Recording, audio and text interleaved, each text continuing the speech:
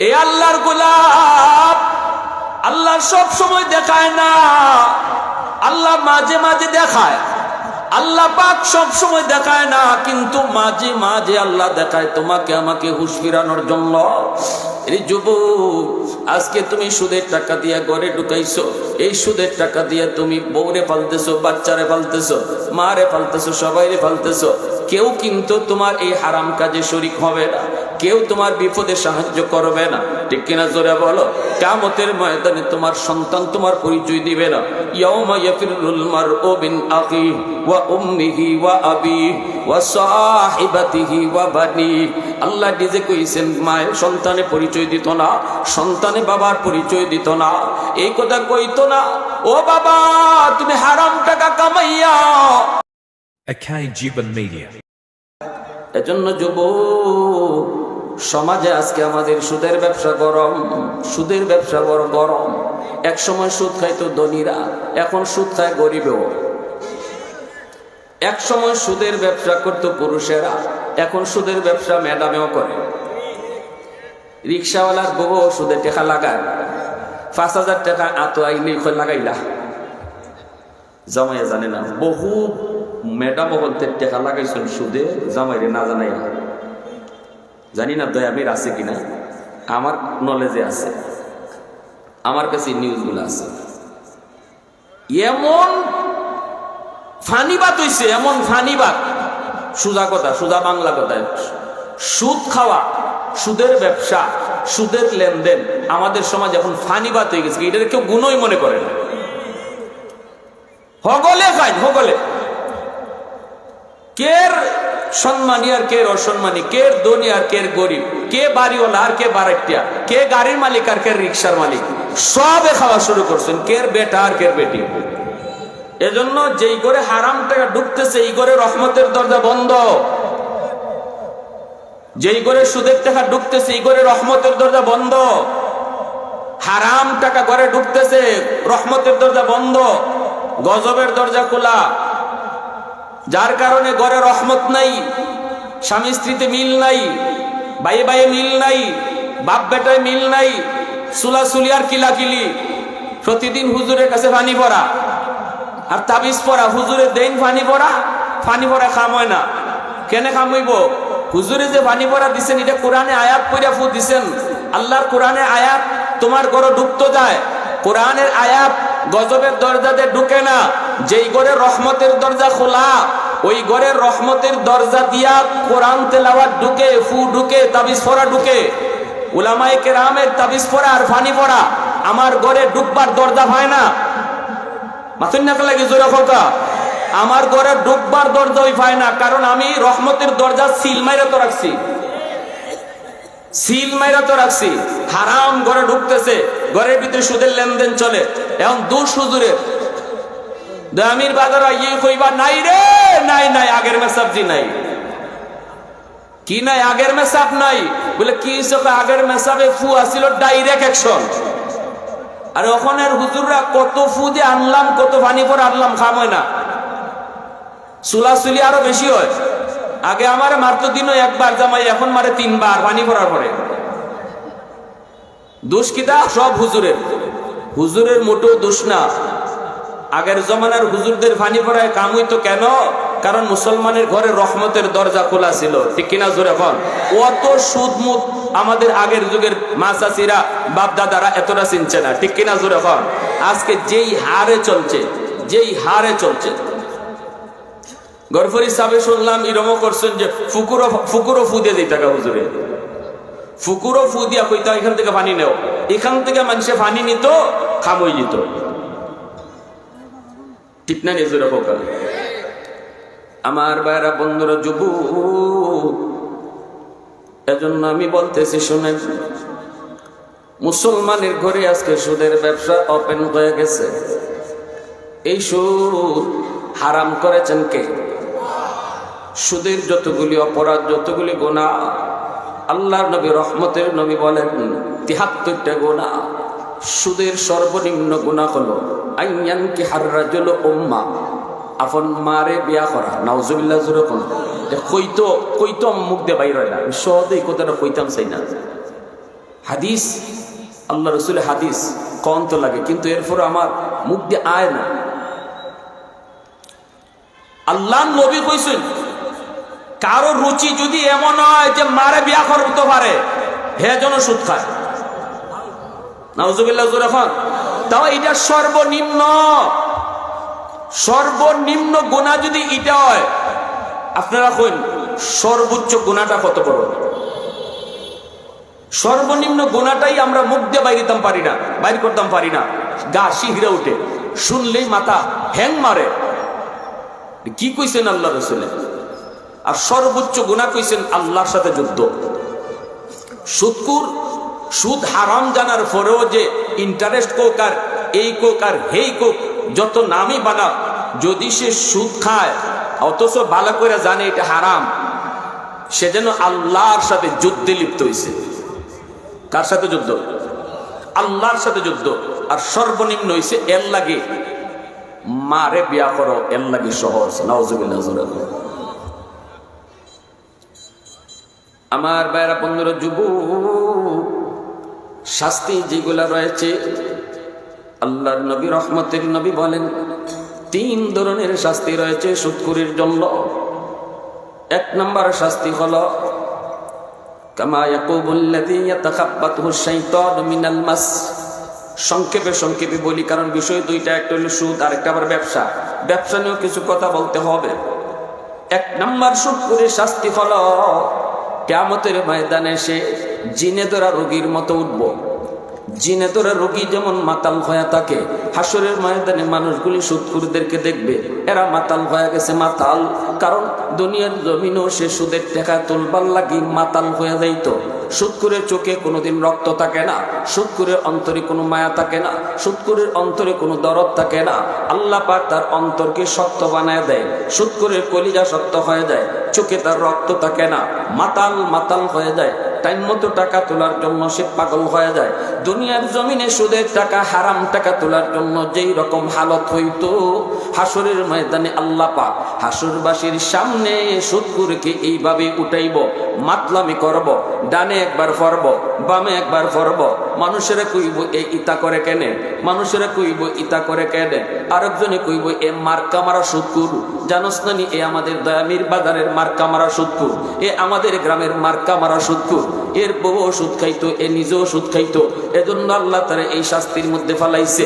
2 নম্বর সুদখোরের শাস্তি হলো মেরাজের রজনীতে আল্লাহর নবী বলেন জাহান্নাম যখন আমাকে দেখানো হয়, আমি দেখলাম কিছু মানুষ বুতুনুহুম কাল বুয়ুত ফিহাল হাইয়াত তুরা মিন খারিজ বুতুনিহিম।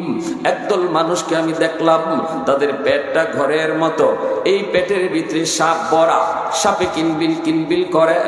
পায়খানার রাস্তা দিয়া সাপ বের হয়, মুখ দিয়া সাপ বের হয়, নাকের ছিদ্র দিয়া সাপ বের হয়, বডির যতগুলি ছিদ্র সবগুলি ছিদ্র দিয়া সাপ বের হইতেছে রে যুবক। আল্লাহর নবী বলেন আমি দেখতেছি শাস্তি তো জাহান্নামে কত রকমের হয়, কিন্তু অপমানজনক শাস্তি, এই শাস্তিটা আমি একদল মানুষকে দেখলাম। আমি জিব্রাইলকে বললাম, ভাই জিব্রাইল মান হাউলাই? জিব্রাইল বলেন হাউলাই আকালাতুর রিবা। ওগো নবীজি, আল্লাহ নবী বলে জিব্রাইল এরা কারা, কি এদের পরিচয়? পেটের ভিতরে সাপ, বডির ছিদ্র দিয়া কিলবিল করে বের হইতেছে, এরা কারা, এদের পরিচয় কি একটু কও? জিব্রাইল আমিন কয় নবী গো, এরা আপনারই উম্মত। আপনার উম্মতের ভিতরে যারা সুদ খাইতো, সুদের লেনদেন করতো। এই যুবক, সুদখোর কয় দল জানুনি? সুদখোর কিন্তু একদল না, সুদখোর খালি একজন না, সুদখোর হইল 4 জন। নবীজি বলেন লাদা রাসূলুল্লাহ সাল্লাল্লাহু আলাইহি ওয়াসাল্লাম আকিলার রিবা ওয়া মুকিলাহু ওয়া কাতিবাহু ওয়া শাহিদাইহি আও কামা ক্বালা নবী আলাইহিস সালাতু ওয়াস সালাম। নবীজি বলেন আমি রাসূলের লানত কার উপরে কই? যে সুদ খায়, যে সুদের টাকা নেয়, যে সুদের লেনদেন লেখে, যে সুদের সাক্ষী হয়। এই 4 দল হইল সুদখোর। যে সুদ দেয়, যে সুদের টাকা আনে, এও সুদখোর, যে আনে এও সুদখোর, যে সুদের সাক্ষী হয় এরাও সুদখোর, যে সুদের টাকা লেখা রাখে লেনদেনটা লিখে রাখে, এরাও সুদখোর। এজন্য ব্যাংকে চাকরি করা উলামায়ে কেরাম এটাকে জায়েজ বলেন না, কারণ সুদী ব্যাংকের ভিতরে যারা চাকরি করে এরা তো সুদের লেনদেনটাই লিখে রাখতেছে। অতএব লেখার কাজে যারা জড়িত এরাও, নবী বলেন 4 দল সুদখোরের মধ্যে এরাও এক দল। নাউজুবিল্লাহ। সুদী ব্যাংকের ভিতরে চাকরি, কিতাবের ভিতরে লিখছেন শুধু দারোয়ানের চাকরিটাই জায়েজ। সুদী ব্যাংকের দারোয়ানের চাকরিটাই শুধু জায়েজ। আর সুদী ব্যাংকের ভিতরে ম্যানেজার বলেন আর যত পোস্ট বলেন, এই পোস্টগুলা শরীয়তে বৈধ বলে না, কারণ এরা লেখার কাজে জড়িত। এজন্যই রাসূল কইছে 4 দল হলো সুদখোর। এই 4 দলের মাথার উপরে আল্লাহর নবীর লানত। নাউজুবিল্লাহ, জোরে বলেন। যে সুদের টাকা দেয় এর মাথার উপর নবীর লানত, যে সুদের টাকা আনে এর উপর লানত, যে সুদের সাক্ষী হয় এর উপর লানত, যে সুদের লেনদেন লেখে এর উপর লানত। এজন্য মনে রাখবেন, যেখানে সুদের কথাবার্তা হইতেছে, সুদের টাকা একজনই দিব আর একজনই নিব। আপনি যদি কাছে থাকেন দয়া করে সাথে সাথে এখান থেকে সরিয়ে দিবেন। আপনি কানে যেন শুনছেনই না এমন ভাবে থাকবেন যেন আপনাকে কোন রকম সাক্ষী বানাইতো না পারে। আপনি যেন শুনছেনই না। সুদের কথাবার্তা যেখানে হয় এখান থেকে দূরে সরে যাবেন, চুপ করে সরে যাবেন এখান থেকে। আর এই মজলিসেই থাকবেন না, কারণ যে সুদের লেনদেনের কথা শুনতেছে, সাক্ষী হইতেছে, এও সুদ করে গণ্য হইতেছে। নবীজি বলেন, আমি দেখলাম ওই মানুষগুলির পেট ঘরের মতো হয়ে রয়েছে, আর পেটের ভিতরে সাপ পায়খানার রাস্তা দিয়া কিলবিল করে করে বের হয়। জিব্রাইল কি জিজ্ঞেস করলাম, ভাই জিব্রাইল এরা কারা গো? জিব্রাইল কয়, হা উলাই আকালাতুর রিবা, এরা আপনার উম্মতের ভিতরে যারা সুদখোর এরা। আল্লাহ নবী রহমতের নবী আফসোস করেছেন, হাসরের ময়দানে জাহান্নামে বিভিন্ন রকমের শাস্তি হইব। সুদখোরের এক প্রকারের শাস্তি হইলে এদের পেটের ভিতরে সাপ থাকবো। আমি বাস্তবে একটা ঘটনা আপনাদেরকে বলি, যুবক, আমাদের হবিগঞ্জের কোন একটা বাজার, নাম বলবো না, নাম বললে আপনারা চিনে ফেলবেন। নাম আমি বলি না, কখনো নামটা বলি না, আমার দাদাদের জবানে শুনেছি। ওই বাজারে একজন মার্কা মারা সুদখোর ছিল, অনেক ব্যবসা, অনেক টাকার মালিক ছিল, অনেক পয়সা করছে।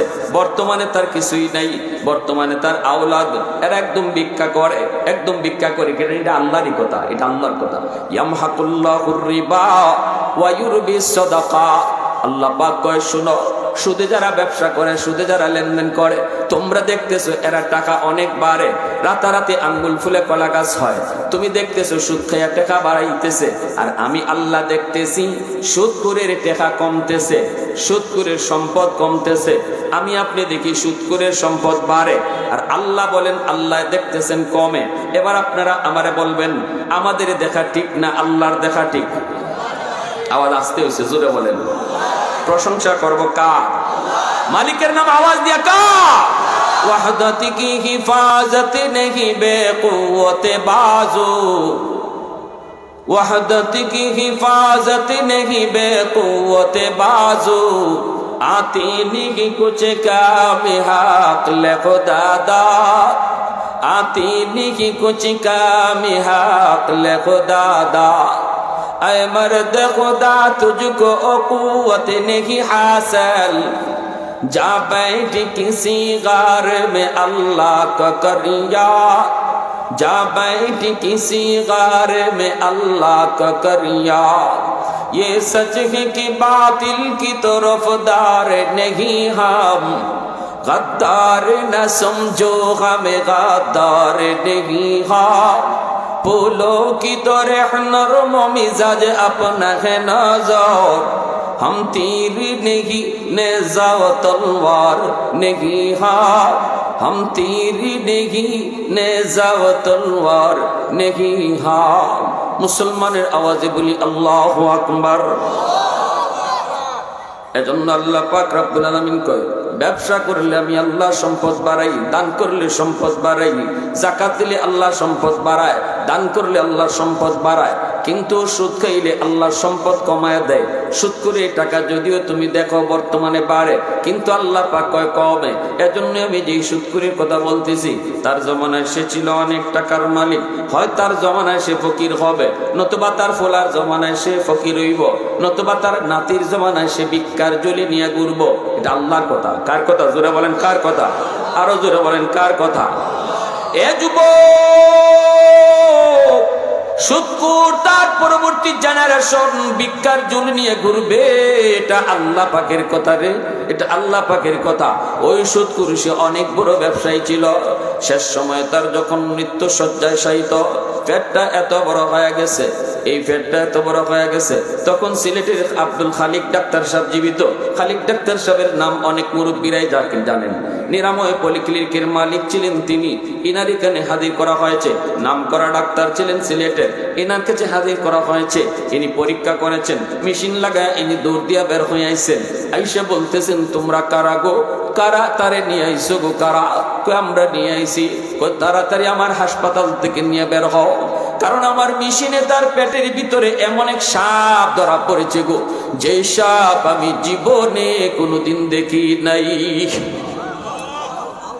এমন এক বিষাক্ত সাপ তার পেটের ভিতরে ধরা পড়েছে। সাপ আমার বের করার মতো ক্ষমতা আমার নাই, আমি পারবো না, তাড়াতাড়ি করে তোমরা নিয়ে বের হও।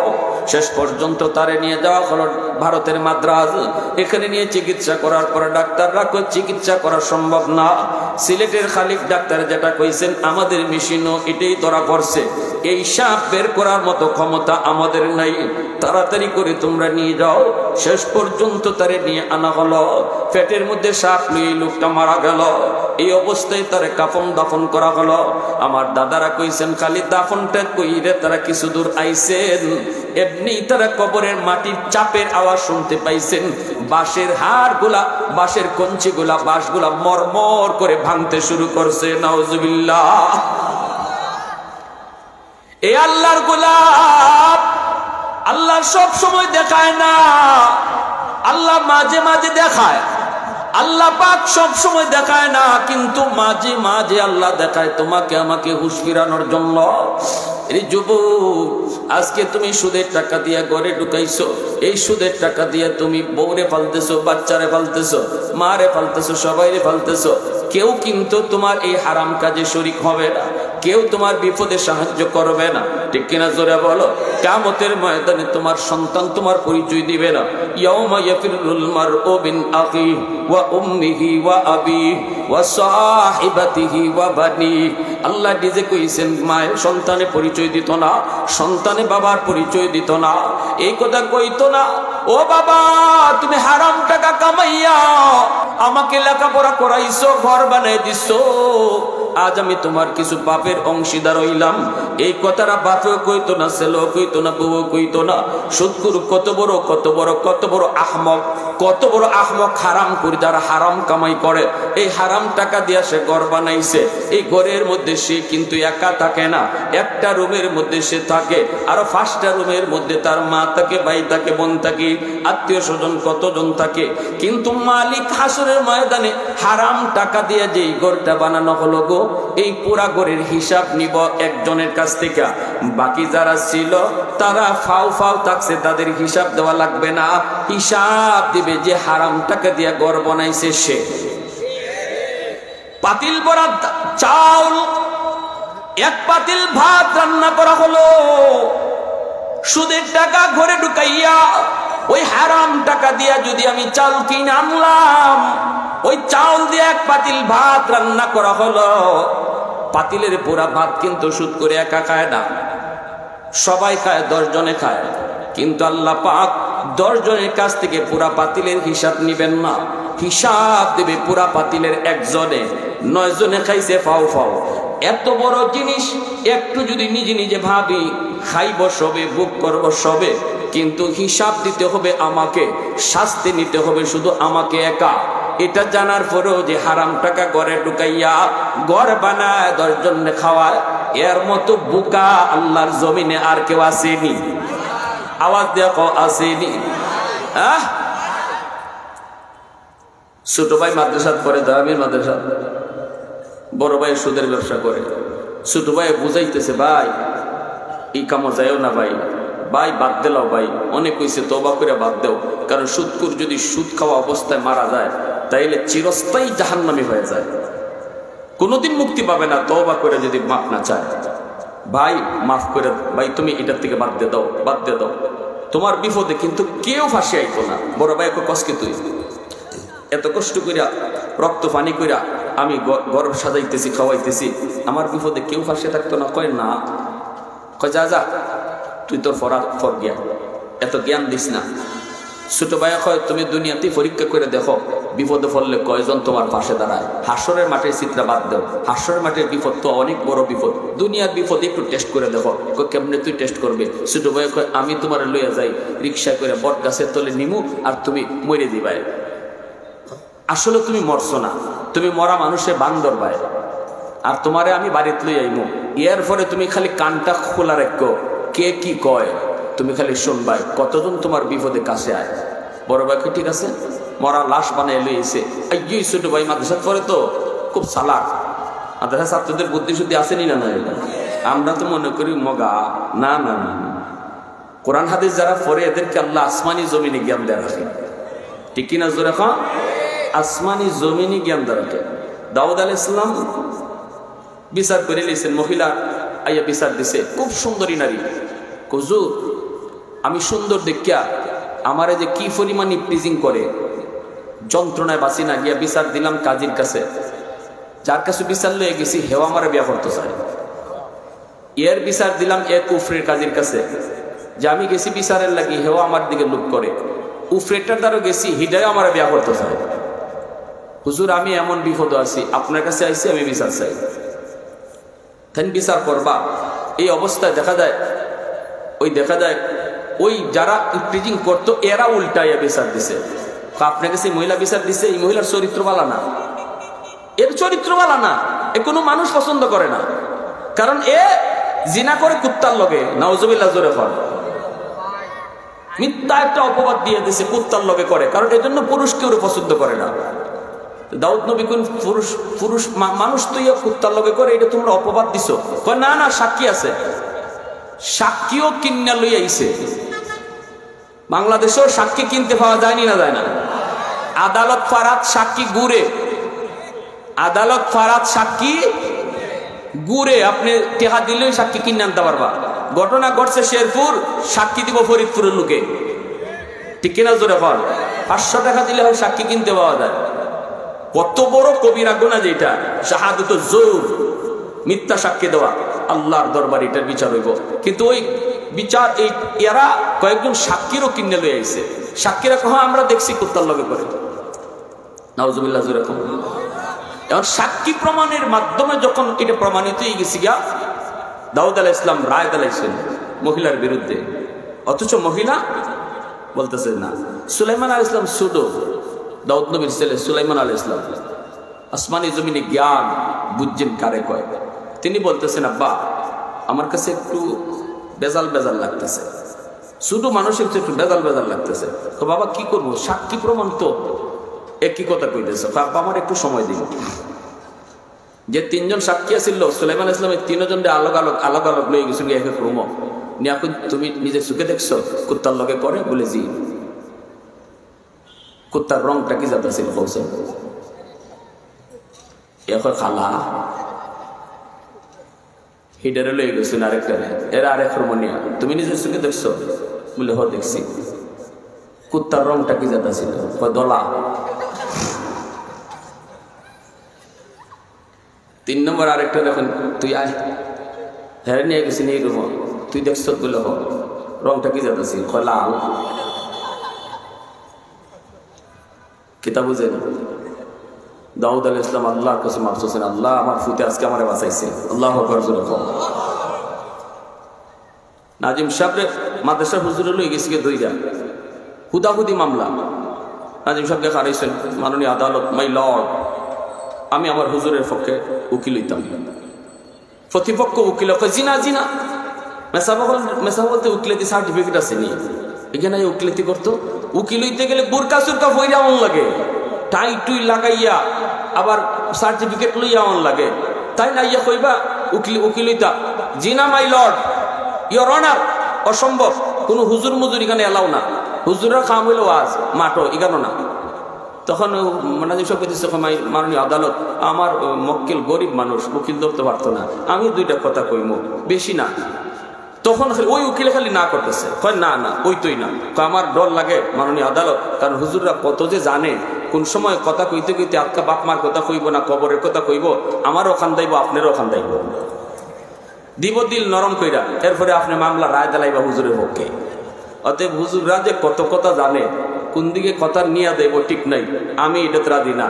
তারপরও মাননীয় আদালতে কয় না, তারপরও বোঝা দরকার কি করা যায়, ওনার তো উকিল নাই, একটু সুযোগ তো দেওয়া দরকার। ওই উকিলে যখন বুঝতেছে আদালতে মনে হয় তার অনুমতি দিয়া লাইব, এমনি ওই উকিলে কইতেছে, কয়েছে ঠিক আছে, বুঝা যায় আপনি বাপসাবে, আপনি তারা অনুমতি দিয়া লাইবেন উকিলাতি করার, তাহলে আমি আপনার সাথে একমত হইতাম। আমি শুধু হুজুরের কয়েকটা কথা জিগাইমো, আর উনি শুধু হ্যাঁ অথবা না কইয়া জবাব দিব, লম্বা ওয়াজ করতে পারতো না। এই কোর্টে যদি ওয়াজ শুরু করে তে কিন্তু স্যার আপনিও শেষ আমিও শেষ, কান্দাকাটির বাইশ শুরু হইব, দরকার নাই, হ্যাঁ অথবা না কইয়া ওনারা ছেড়ে দিতে হইব। তেমনি নাজিম সাহেব কয়, মাননীয় আদালত, উনি যে কইছে খালি হ্যাঁ অথবা না কইয়া আমারে এখানে আটকাই দিত, এমনও তো কথা আছে যে কথা হাও কম যায় না, নাও কম যায় না। এমনি উকিল কয়, জি না, জি দুনিয়াতে এমন কোনো কথাই নেই, হ্যাঁ অথবা না কইয়া জবাব দেওয়া যায় না, এমন কোনো কথাই নেই। নাজিম সাহেব কইতে, আমি একটা কথা কই, আপনি হ্যাঁ অথবা না কইয়া জবাব দিলেন, কয় কন কন। নাজিম সাহেব কয়, তাইলে আপনি কন, আপনার বাপে যে আগে জুতা চুরি করতো মসজিদ থেকে, এই অভ্যাসটা এখনো আসেনি না নাই? বুঝছেন হুজুরের কথাটা হয়েছে কিতা, ভালো করে বুঝছেন।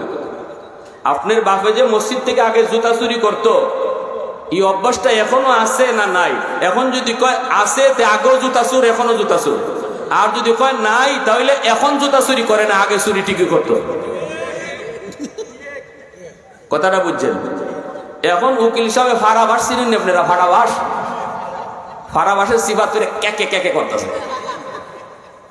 কি উকিল সাহেব হ্যাঁ তোমার না কে জবাব দেন আদালতে, মাননীয় আদালতে, কি উকিল সাহেব হ্যাঁ না কর, মুখ মেলাইতে পারে না, আড়াইতে পারে না। এমনি উকিল কয়, মাননীয় আদালত মাফ চাই, জীবনে আর হুজুর গো পিছনে খুন চাইতাম না, আমার বুঝ হয়ে গেছি এরা যে কিতা মাথা লইয়া চলে। এজন্য বলতেছিলাম আমার ভাইয়েরা বন্ধুরা, এজন্য আল্লাহ পাক আসমানি জ্ঞান দেওয়া রাখছে, উলামায়ে কেরামের মাথায় আসমানি জ্ঞান আছে, ঠিক কিনা জোরে বলেন? কোন কথার থেকে কোন কথা গেছি? ভাইয়ের কথা। ওই যে দয়াবীরের ছাত্র তখন আব্বা, ভাই তো মরে গেছে। বাপে কয়, বাজান এখন কেমনি কি করা? বাপেও কান্দে, বউ কান্দে, বাতিজাও কান্দে। এই অবস্থায় মাদ্রাসার ছাত্র কয়, আব্বা কান্দ না, আমি জিন হুজুরের কাছ থেকে আইনি। হুজুরের কাছে দৌড়ে আইসে, আয়া কয়, হুজুর একটা ফু দেন।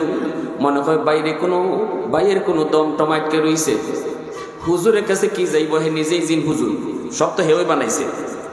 দৌড়ে আইসা এক আব্বা, হুজুর একটা ফু শিখাইয়া দিছে, এই ফুটা যদি বাইরে ফু দেই তাহলে বাইরে দম ফিরে আইব, দমটা বুকা আটকে রইছে, এটা একটা জিনে কারবার করছে, এটা বদ জিনে একটা কারবার করছে। হুজুরে ফু শিখাইয়া দিছে, ফুটা দিলেই ভাই জিতা হয়ে যাইব। বাপা কয়, তাড়াতাড়ি ফু দেবে, দেরি করস কেন? কাব্বা পরে হুজুরে কইছে, এই ফুটা বাইরে দেওয়ার আগে জিতা একজন মানুষের গায়ে দেওয়ান লাগবো।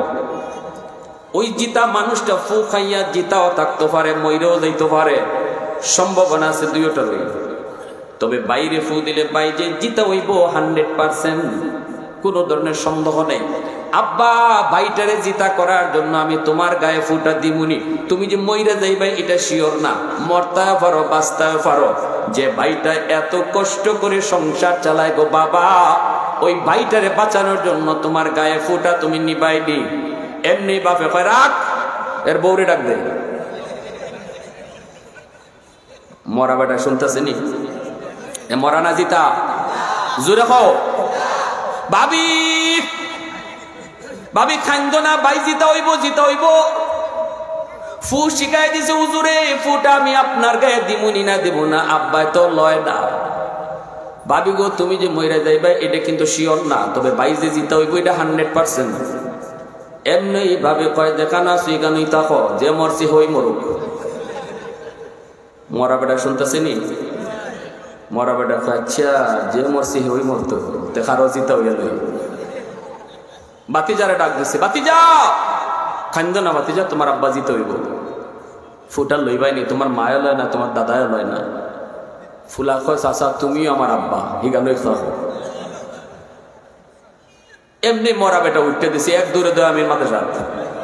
মরা বেটা কে হুজুর আমার তওবা করান, জীবনে আর সুদ খাইতাম না, সুদের টাকায় লেনদেন করতাম না, বুঝে লাইছি কে কদ্দুর করবো, ঠিক না? নিজের হোকা। হাসরের ময়দানে আল্লাহর নবী রহমতের নবী বলেন, জাহান্নামের ভিতরে ঢুকে দেখি একটা রক্তের নদী। এই রক্তের নদীর ভিতরে একটা মানুষ সাঁতরাইতে সাঁতরাইতে কিনারায় আসে। এমনি একজন ফেরেশতা এত মোটা পাথরটা লইয়া তার মাথার মধ্যে মারলে পরে সে আবার রক্তের নদীর মাঝখানে যায়। পাথর মারা মাত্রই তার মাথাটা একদম ফাইটিয়া সিটকে মগজ বাইর হয়। এরপরে মগজটা আবার মাথাটা আবার ঠিক হয়, আবার নদীর মাঝখানে যায়। কিনারো আইলে পরি পাথরের আঘাত পায়। আল্লাহর নবী জানতে চেয়েছেন, ভাই জিব্রাইল এরা কারা? জিব্রাইল আমিন কয় এরাও সুদকুর, এই সুদকুরের শাস্তি এটা। আল্লাহর নবী রহমতের নবী এইভাবে তিনটা শাস্তির বিবরণ দিয়েছেন। এক হলো হাসরের ময়দানে সুদকুর জিনদরা রোগীর মতো মাতাল হয়ে ঘুরবে। 2 নম্বর পেটের মধ্যে সাপ ভরা থাকবে। 3 নম্বর হলো রক্তের নদীতে সে ঘুরবে। এই ভাই এজন্য বলেন সুদ খাইমু না সারমু? সুদ খাওয়া হালাল না হারাম? সুদ ইসলামে নেই, ইসলামে ব্যবসা আছে। সুদ খাবো না ব্যবসা করব? সুদ খাবো না ব্যবসা করব? কোন সিস্টেমে ব্যবসা? 10 ভাগ রিজিকের ভিতরে 9 ভাগ রিজিক আল্লাহ ব্যবসায় রাখছে। মানুষের রিজিকটা আল্লাহ পাক 10 ভাগ ভাগ করলে 1 ভাগ হলো সব কিছুর মধ্যে, আর 9 ভাগ এই বরকত, আল্লাহ রিজিকের বরকত, ইনকামের বরকত আল্লাহ 9 ভাগ রাখছে ব্যবসার মধ্যে। এজন্যই সকল নবীরা ব্যবসা করেছেন। ব্যবসা করা নবীদের সুন্নত, আমার নবীও ব্যবসা করেছেন। 3 সিস্টেমে ব্যবসা করবা, মুশারাকা, মুদারাবা, মুরাবাহা। এই 3 সিস্টেমে তুমি ব্যবসা করো। একটা হলো নিজে নিজে ব্যবসা করলে করো। দ্বিতীয় হলো তুমি যদি শরিকানা সিস্টেমে করো, শরিকানা সিস্টেমে ব্যবসা তুমি করতে পারো। 2 জনে পার্টনারশিপে ব্যবসা করবা। এই ব্যবসা যদি তুমি করতে পারো, অসুবিধা নাই। তোমরা মিল্লা একজনে বলবা লাভ লস সমান সমান, 2 জনে মিল্লা ব্যবসা শুরু করেছো, এটা শরীয়তে একটা সিস্টেম। আরেকটা হলো মুদারাবা, এখানে হলো একজনের টাকা আরেকজনের শ্রম, একজনের টাকা একজনের পুঁজি আরেকজনের শ্রম। যে শ্রম দিব সে শুধু শ্রম দিব, আরেকজনের টাকা দিল, 2 জনে মিল্লা ব্যবসা করলো, লাভ তারা ভাগাভাগি করে নিল। এখানে যে শ্রম দিব সে কিন্তু লসের ভাগিদার না, সে কিন্তু লসের ভাগিদার না। শ্রম যে দেয় সে লসের ভাগিদার হয় না, টাকা যে দেয় সে লসের ভাগিদার হয়, শ্রম যে দেয় সে লাভের ভাগিদার হয়। আরেকটা হলো মুরাবাহা। মুরাবাহা সিস্টেমটা হলো আপনি একটা ফ্রিজ কিনবেন, ফ্রিজ কিনতে পারেন না, 1 লক্ষ টাকা আপনার কাছে নাই, এই টাকা দিয়ে আপনি ফ্রিজ কিনতে পারবেন না। ওই অবস্থায় একজন মানুষ আইসা একটা ফ্রিজ 1 লক্ষ টাকা দিয়ে ফ্রিজটা কিনছে, কিনা আমি যে কিনতে পারি না, আমার কাছে 1,20,000 টাকায় বিক্রি করছে। ফ্রিজটা 1,20,000 টাকায় বিক্রি কইরা বলতেছে তুমি তো একসাথে দিতে পারতাই না, অতএব তুমি কিস্তিতে 1,20,000 টাকা আমারে দিও, 1,20,000 টাকা কিস্তিতে তুমি পরিশোধ কইরো। এটা হলো ব্যবসার ভিতরে মুরাবাহা। এই 3 সিস্টেমে তুমি ব্যবসা করো। এরপরে যুবক, ব্যবসার মধ্যে তুমি কখনো এমন জিনিস যে জিনিস ধরতে পাওয়া যায় না, যেটা দুকা আছে, যেটার মধ্যে দুকা আছে, লা কারারা ফিল ইসলাম, ইসলাম বলে যেটার মধ্যে দুকা আছে এই ব্যবসা হারাম নাজায়েজ। যেমন আকাশে উঠতেছে কবুতর, কই যে আমার 10টা কবুতর আছে, এই কবুতরটা তোমার কাছে বিক্রি করলাম, হারাম। কারণ এই কবুতর প্রতিদিন তোমার বাড়িতে আসে সন্ধ্যায়, এটা ঠিক, কিন্তু আজকে নাও আইতে পারে, মাথা নাকাল লাগে, ঠিক না? এজন্য ব্যবসা শরীয়তে ব্যবসা কয় কবুতর আগে ধরো, 2 নিজের কবজায় আনো, এরপরে বেচো, তাহলে দোকান নাই। পুকুরের মধ্যে মাছ, এই মাছ দেখায় যদি কেউ বিক্রি করে, পুকুরে আমার অনেক মাছ আছে, এই যে মাছে ওয়া দেয়, এটা মাছের ওয়া না কাঁকড়ার ওয়া, এটার কোন হিসাব আছে? এটা দেখে তুমি মাছ না দেখে তুমি কিনছো, শরীয়তে জায়েজ না। লা কারারা ফিল ইসলাম, এটার ভিতরে ধোঁকা আছে। মাছ তুমি যেমন ধারণা করছিলা এমন নাও পাইতে পারো, পরে কিন্তু কিলাকিলি আসেনি না নাই? জোরে মাতো। শরীয়তে এমন কোনো কাম করে না যে কামে কিলাকিলি আছে, সাফ সাফ করে। উলানের মধ্যে দুধ উলানটা একবার ফ্যাক্টে রয়েছে গাইয়ে, উলানো দুধ রেখে বেচা হারাম। কেন লাগি? এটা কি দুধে পড়ছে না ফুরায়, নাকি ফুরা আছে না, ফুরা হইতে পারে, টিউমার হইতে পারে। এটা যদি হয় তাহলে তো দুধ পাইতো না, এটার মধ্যে দুঃখ আছে, ঠিক কিনা জোরে কর। অতএব শরীয়ত বলে দুধ যদি বেসন লাগে দুধ আগে নিজে দহন করো, নিজের হাতে কবজা বানো, তারপরে বেসো। পুকুরের মাছ আগে মারো, মাইটা উপরে তুলো, দেখাইয়া এই পরিমাণ মাছ দেখিয়া বেসো, শরীয়তিরে যাই আছে, ঠিক কিনা জোরে কর। এর মধ্যে বরকত দিবে কে? বরকত দিব কে? হালাল ব্যবসা ছোট হোক, হালাল ব্যবসা কম হোক, বরকত দিবে 9 ভাগ কে? এটা আল্লাহর কথা। আল্লাহ 9 ভাগ বরকত বাড়াইয়া দিবে। আরে হাদিসে রাসূল বলেন, মান গাশশানা ফালাইসা মিন্না, যে ধোঁকা দেয় এ আমার উম্মত না। কিছু মানুষ আছে দেখবা, আমার ভাই দোকানদার বলি কোন আসো নাকি, ফল বেচে ফসাটা নিচে রাখে, বালাটা উপরে রাখে। জি শেষ। আমি একদিন গুলিস্তান কমলা কিনছি ভাই, আমি নিজের হাতে কমলা কিনছি, নিজের হাতে বাচ্চা বাচ্চা গড় লই আইসি, আপনার ম্যাডামে খুললে দেখে সব ফসা। এখন তো আমি অবাক, কমলা তো আমি নিজের হাতে বাচ্চা কিনছি। পরে আমি যখন মসজিদে গিয়ে আলাপ করি, আমার এক মুসল্লি হুজুর এটা বুঝছেন না? না ভাই এটা তো বুঝলাম না। ওর যে টুকরির মধ্যে কমলা বেচতেছে, টুকরির নিচে ফসা কমলা দিয়া আরেকটা ফুটলা হে রাখছে। আগেই ফসা কমলার ফুটলা টুকরির নিচে রাখছে, যেটা আমরা দেখি না। আপনি যেটা বাচ্চা দিচ্ছেন যে টুকরির মাঝে যে ফুটলা, এই ফুটলা আপনারা দিছেই না, ফসা ফুটলাটা ধরাই দিছে। এটা কেমনে হয়? মাপবার সময় চোখের পলকে এটা করে। আপনি কাপড় বেচতেছেন, জিনিস বেচতেছেন, যে জিনিসটা যেখানে দোষ, যেখানে সমস্যা আছে, এটা কাস্টমারের না জানাইয়া না কইয়া যদি বেচেন, হালাল হবে না, হারাম। এটাই বলেছেন রসুল, মান গাশশানা ফালাইসা মিন্না। রসুল মদিনায় গেছেন, গিয়া দেখেন একজনে এরকম গম বেচে, রসুল হাত ঢুকাই দিয়েছেন, ভিতরে বিজা। আল্লাহ রসুল কে এটা ধোঁকা, উপরে তুমি শুকনাটা রাখছো, নিচে বিজাটা রাখছো, এটা হারাম ব্যবসা, এটা হালাল না।